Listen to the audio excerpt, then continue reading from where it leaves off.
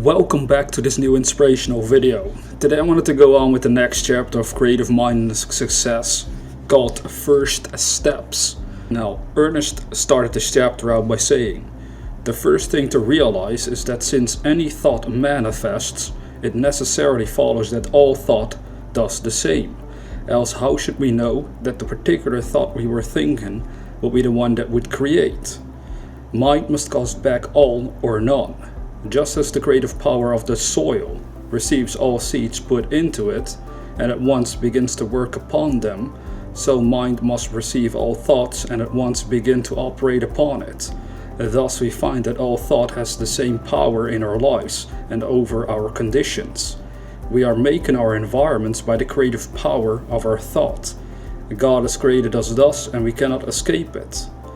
Now, what I always find interesting is that we can look at it from the point of it being creative thought. But as Neville Goddard would always say, is use your imagination.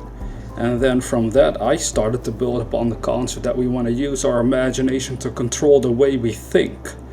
So then it's no longer just the creative power of our thought as the only concept that we work with, but we realize that we can use our imagination to control the way we think. And then manifestations change around. This is something you have to contemplate for yourself and to see the difference. But there's a huge one, and a much more beneficial one at that. By conforming our lives and thought to a greater understanding of law, we shall be able to bring into our experience just what we wish, letting go of all that we do not want to experience and taking in the things we desire.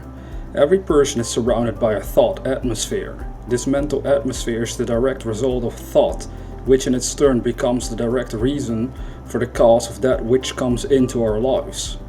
Through this power we are either attracting or repelling. Like attracts like, and we attract to us just what we are in mind. It is also true that we become attracted to something that is greater than our previous experience by first embodying the atmosphere of our desire. So in other words, if you think about what he just wrote, you have to become one with your own dream. Another concept Neville Goddard again, for example, would say is you're going to have to imagine as if your dream is a reality until it starts to feel natural for you. So you have to become able to feel natural when you're thinking about your dreams. So let me put this differently. Let's say you want to become very rich or successful, but right now you're not rich or successful at all. Then it might be a little strange for you to consider yourself a multi-millionaire or a huge success in this world, because physically you know you're not. But you have to reach a point that you can feel natural about imagining yourself being rich and successful, even though physically speaking you wouldn't be right now. And that's what we're getting at. You're going to have to embody that atmosphere first and foremost within yourself. You're going to have to feel natural, thinking of yourself as a successful, rich person. And then as you become in the habit of thinking like that about yourself, it also becomes more and more natural for you to do everything that a rich person or a successful person would be doing in order to make themselves that way. Physically speaking, you start to do activities that you had never done before, but they will feel more and more comfortable for you, because after all, it's natural for you to think that you're rich and successful. And with most people, they're never feeling that way to begin with. They have the dream, but then they don't feel natural. This is a little tip that I'm going to give you here. Do you want to analyze that for yourself? Now, every business, every place, every person, everything has a certain mental atmosphere of its own. This atmosphere decides what is to be drawn to it. For instance, you never saw a successful man who went around with an atmosphere of failure. Successful people think about success. A successful man is filled with that subtle something which permeates everything that he does, with an atmosphere of confidence and strength. In the presence of some people, we feel as though nothing were too great to undertake. We are uplifted, we are inspired to do great things, to accomplish. We feel strong, steady, sure. What a power we feel in the presence of big souls, strong men, noble women. Did you ever stop to inquire why it is that such persons have this kind of an effect over you, while others seem to depress you, to drag you down? And in their presence you feel as though life were a load to carry. One type is positive and the other negative. In every physical respect they are just alike.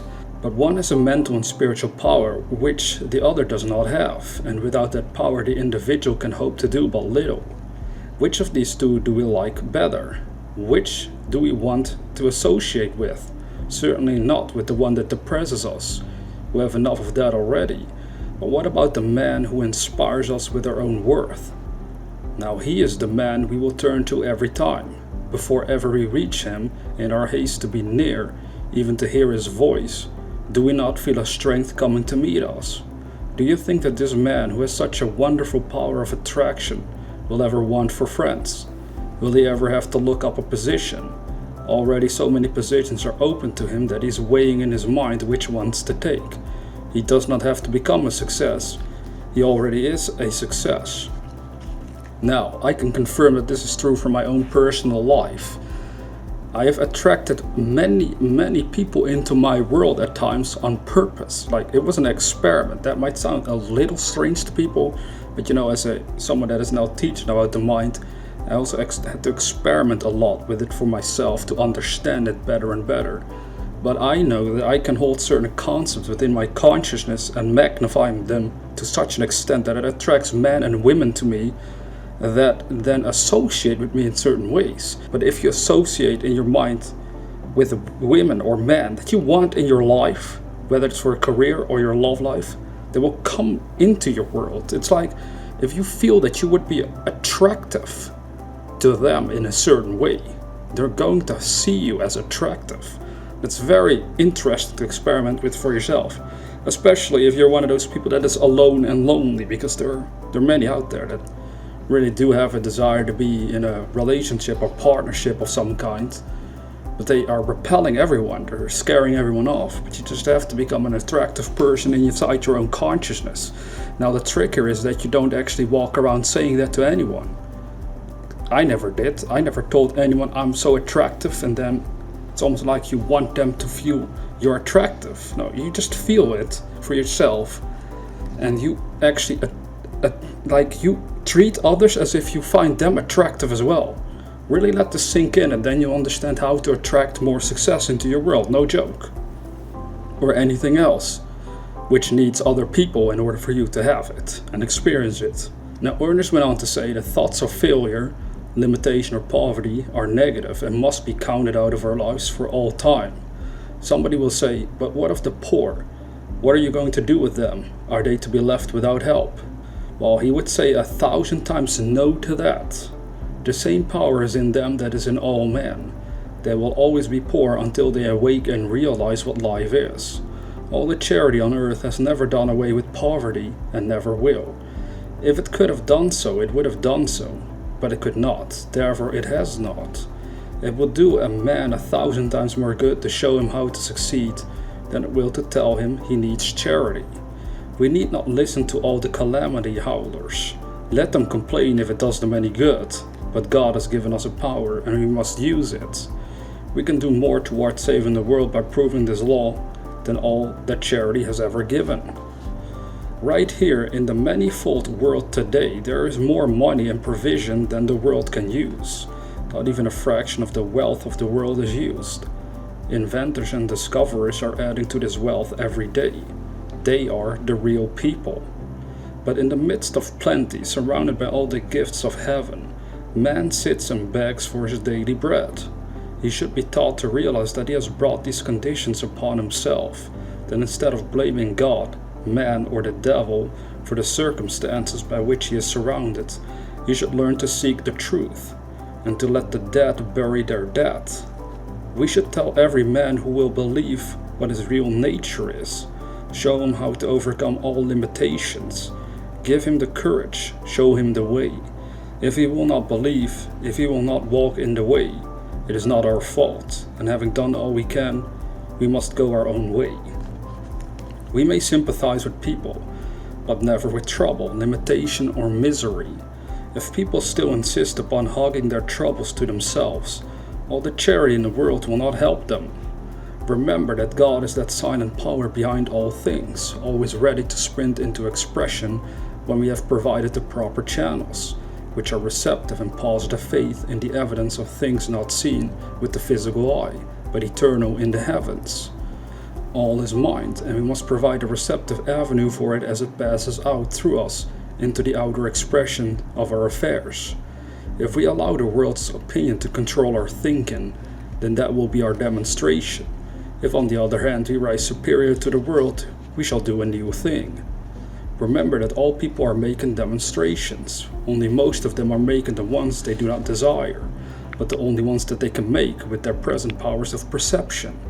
Now at this very end, because this is the end of the chapter, but here at the end, he said, if we allow the world's opinion to control our thinking, then that will be our demonstration. Now analyze this for yourself, and you'll see that this is happening all around you and even in your own world perhaps. Unless you've been a serious student of the mind and applied the techniques.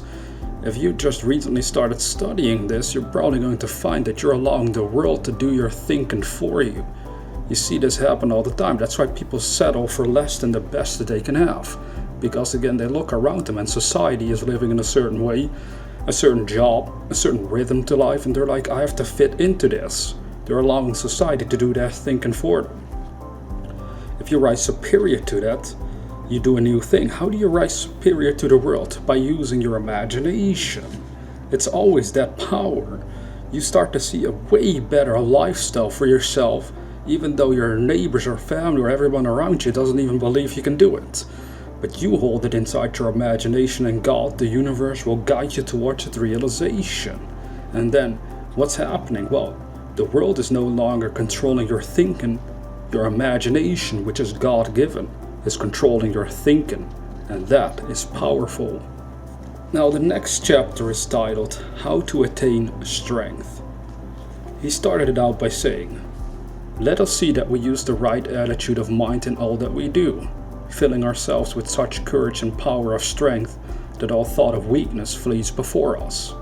If any thought of weakness should come, ask this question, is life weak? If life is not weak and if God is not discouraged, then you are not, never were, and never will be. I should like to see the sickly discouraged thought that could withstand this attitude of mind. No, life is strong, and you are strong with the strength of the infinite. Forget all else and revel in this strength. You are strong and can say, I am. You have been laboring under an illusion. Now you are disillusioned. Now you know, and knowing is using the law in a constructive way. I and my Father are one. This is strength for the weak, and life for all who believe. We can so fill ourselves with the drawing power of attraction that it will become irresistible. Nothing can hinder things from coming to the man who knows that he is dealing with the same power that creates all from itself, moves all within itself, and yet holds all things in their place. I am one with the infinite mind. Let this ring through you many times each day until you rise to that height that looking sees. In order to be sure that we are creating the right kind of mental atmosphere and so attracting what we want, we must at first watch our thinking, lest we create that which we should not like to see manifest. In other words, we must think only what we wish to experience. Now this request that he's pointing out here, we must think only what we wish to experience. Well, it is a huge request at first. Again, years ago when I first heard this idea of thinking only about what you want. So you think only about what you want. Give it a try and you're going to find out this is the most difficult thing on the planet almost. Why? Because your senses are constantly showing you all these contradictions.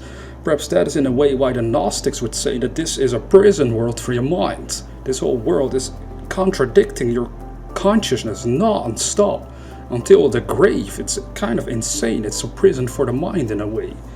Because you have these powers, but you can't execute and embody these powers as long as you're allowing the world to control your mind. Therefore, we're going to have to control the world through the mind by learning to think what we want to think in spite of what we see. In a way, it sounds like you're almost going insane to a certain extent by doing that, but that is really what we're called upon to do. And you'll find, as I once felt in a meditation myself, you're not losing your mind, you are finding the power of your own mind. Now, he went on to say that all is mind, and mind casts back at the thinker that only which he thinks. Nothing ever happens by chance. Law governs all life and all people come under that law. But that law, so far as we are concerned, we ourselves set in motion, and we do this through the power of our thoughts and of our imagination and of our feelings.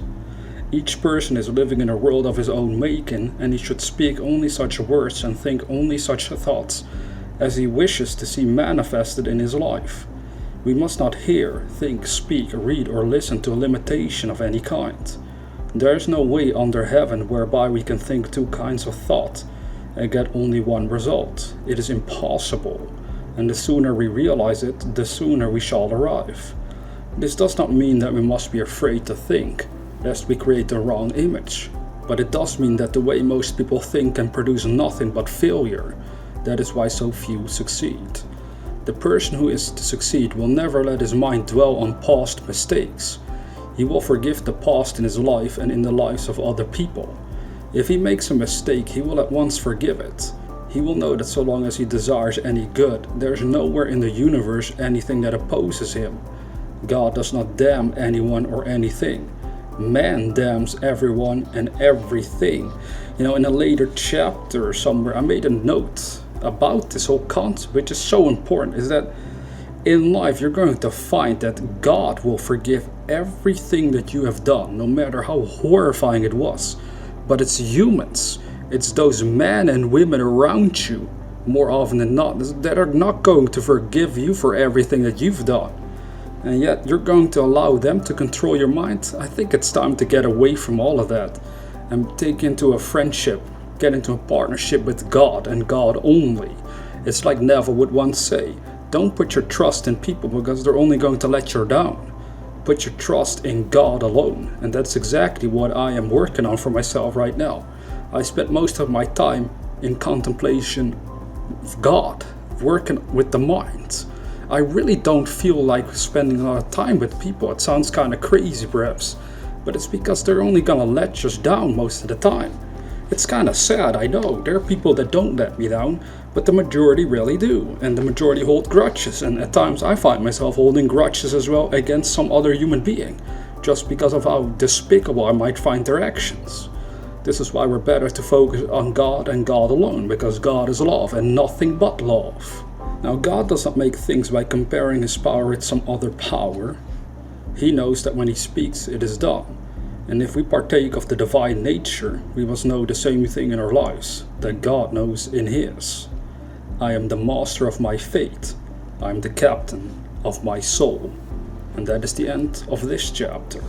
So this whole chapter about how to attain strength and the previous one are again nice little reminders to keep burning into our minds that we're going to have to control our own minds. We have this option. Right now you have the option. Look around you. What is controlling your mind? Is it your circumstances? Is it other people for whatever reason? Or is your mind being controlled by your imagination, which is direct contact with God? Imagination is the kingdom of heaven within you. It knows no limits. It has everything, manifests everything, can let you experience anything you want. So it's up to us to decide. Is it going to lead us or not? Because if you allow it to happen, that is when you find the solution to all of your problems and the way out of any limitations you face. This I know from personal experience. Now, it doesn't mean that if you work on this that instantly, physically speaking, everything will change around for you. Some things do take time from our current point of view, where we experience time and space moving slowly in this dimension of our being. But it does mean that if we hold on to the idea, we can still manifest greater and greater things, even though it might seem to take a while or a certain amount of time. For me currently building this channel, it seems like it takes a long time. If I don't watch out, sometimes I catch myself thinking, it's pretty hard building a channel. Like it's pretty tough building an audience from scratch. I can say this now with total personal conviction and evidence that yes, this can be pretty hard, but it is possible. That's all I know, because I've done it before, but then I did it a little differently. You see, there are certain ways to go about this that might make it easier, but right now I'm putting my whole trust in God to bring me the audience that resonates with my message. And if that means it's gonna take me years, decades to build a whole audience for my own work, well, so be it. I'll keep going. And I don't want anyone to interfere with my focus, so in my private life I don't allow anyone to interfere with it any longer. My mind is controlled by imagination, which is connected to God. I have no space for anything else. But that doesn't mean that I wouldn't help others out in my private life. I do that all the time. However, I don't spend any time talking about why things can't be done or why the world might be in a bad place, because all these negative talks of the mind, well, they're not doing us any good, so we should get away from it, and we can do that by applying all of these techniques. If you stumbled upon this video and want to see the rest of this series, be sure to check out a link provided for this playlist in the description box below. And if you are new to this channel, consider subscribing to receive inspirational videos on a regular basis. And with that being said, dear viewer, never forget that we are the dreamers.